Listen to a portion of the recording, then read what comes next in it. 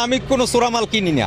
জসিম ভাই আমার পরিচিত, চেনা জানা, হেজে চুরি করবে এগুলো তো চিন্তেরই বাইরে। আর বিশেষ করে আমার এখানে হলো ভিডিও ক্যামেরা আছে, ভিডিও ফুটেজ আছে। আমি যে মালই কিনি আমি তথ্য প্রমাণ ছাড়া কোনো মাল কিনি না। যদি কোনো মাল সন্দেহ হয় আমি সে মাল কিনি না। যেহেতু জসিম ভাই এলাকার মানুষ, সে তো চুরি করবে, এটা তো চিন্তেরই বাইরে। আমি তো ওইভাবে কিনছি। এখন বের হয়েছে ওই মানে যাদের মেশিন, তারা ইয়ে জিজ্ঞেস করছে আমার কাছে, আপনি সকালে একটা মেশিন কিনছেন? জি কিনছি। কার দাদা কিনছেন? খালি ভেরাট জসিম ভাইয়ের কাছ থেকে। তাহলে আপনি কই? আমি গ্রামে আইসক্রিম লইছি। তা আপনি দোকানে আসেন।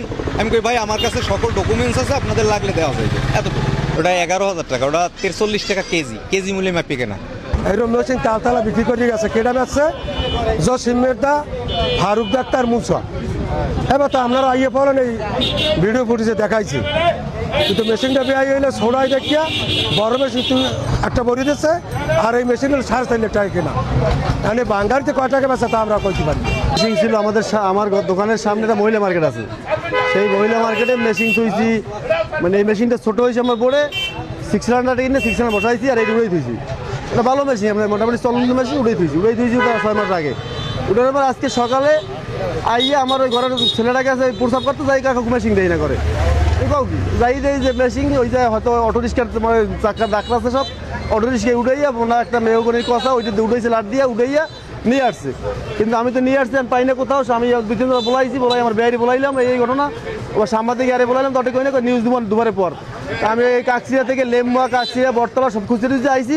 আর আমার ছেলে পাইছি পাতলা, ছেলে এই মেশিন ওই তালতলা পাইছি, তালতলা বেঁচে গেছে। এই তো এই যে আপনার বিড়ি সব পাইলেন, এবং কেটা বেশ থেকে সব তো পাইছেন। সবই তো আমরা শুনলাম যে জসিম মেদা, মুসা আর ফারুক করিয়া এরা বেঁচে গেছে সকাল 7টার সময়। এইটাই পাইলে আপনারা তো সবাই ভিডিও ফুটেছেন আজকে সকাল 7টা। হ্যাঁ, তো আমরা জানি যে কতটা বিক্রি করছে, আপনার জিজ্ঞেস শোনেন। মেশিন আমার নতুন না, 4.5 লক্ষ টাকা মেশিন কেনা, কিন্তু ওই ছোটো হয়েছে এই জন্য খুলে দিয়েছি। মহিলা মার্কেটে নিকা বেআই আমার মেশিনটা এনে লইয়ে গেছে আজ রাইতে। রাইতে নেছে এবার আমি কইতে একটা নিউজ দিই। আরে ওই মকে হাসানের বলা ওই ওরে আনসিবে, আর না মকে কিছু মানে কইতেছে নিউজটা আজকে দুয়ারে পর দেবে না, নেই আমরা মেশিনটা খোঁজেন। এই আমরা হইলে মঠবাড়িয়া, কাকসিরিয়া, পাথরকাটা, মানে জাহানে বাঙ্গারি দোয়ান, সব জায়গায় আমরা খোঁজ নিয়েছি। আমাদের চুরি করার মতো আমাদের করা লাগে না, আমরা অনেক ভালো আছি ইনশাল্লাহ। মূলত আমি সকালে পাথরঘাটা গিয়েছিলাম। আমার নানু অসুস্থ, আমি নানু বাড়ি যেতে চাচ্ছিলাম, এই জন্য পাথরঘাটা, তার জন্য একটু দধি আনতে গেছিলাম সকালেই। তা আমি তালতলা বাজার থেকে তালতলা আসার পরে আমার সাথে আমাদের এই যে ছোটো ভাই বিরাদার, ওদের সাথে দেখা হয়, ওদের সাথে মুসা ছিল, দেখা হয়েছে আমার সাথে। এখন ওরা ওই মেশিন নিয়ে গেছে। এখন ওরা ছোট বিদায় ওদের কাছ থেকে অপরিচিত ওই দোকানদার মেশিন কিনতে চাচ্ছিল না আর কি।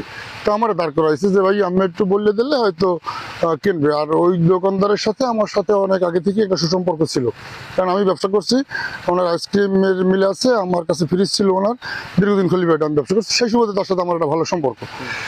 আমি ওনারে বলছি যে ভাই অসুবিধা নেই, আপনি মেশিন নেন, তবে আমার উচিত ছিল এটা জানা যে এটা কোথা দিয়ে আনছে আসলে। তা আমি স্বাভাবিকভাবে বলছি যে ভাই নেন, সমস্যা নেই। তাই ওরা বিক্রি করছে, এটা পরিত্যক্ত মেশিন। পরে শুনি যে মেশিন নিয়ে ঝামেলা। আসলে ভাই আমি তো দিনের বেলায় একটা মেশিন চুরি করা সম্ভব বলেন?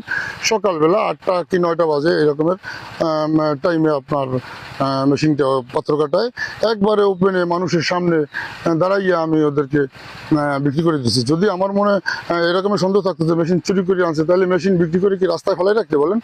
আমি ওদেরকে শ্রোতার মতো করে আনিয়ে দিচ্ছি। এবং যখন মাসুম ভাইয়ের কাছে এই লোকজন মেশিন খুঁজতে গেছে, তখন সে বলছে না খলিফার জসিম ভাই তো আমার বলছে, এই জন্য আমি রাখছি। তখন আমি বিষয়টা আর কি জানছি যে আপনি নাকি এরকম মেশিনই করছেন। এই মূলত আমার বিরুদ্ধে অভিযোগ। আসলে একটা পক্ষ এই জায়গায় রাজনীতিকে একটা ফায়দা নিতে চাচ্ছেন। আমি সবাইকে আহ্বান করবো, ভাই রাজনীতি করেন, কিন্তু মানুষের ইজ্জত বা মানুষকে হয়তো হয়রানি করিয়া রাজনীতি করাটা আমি মনে করি ঠিক না।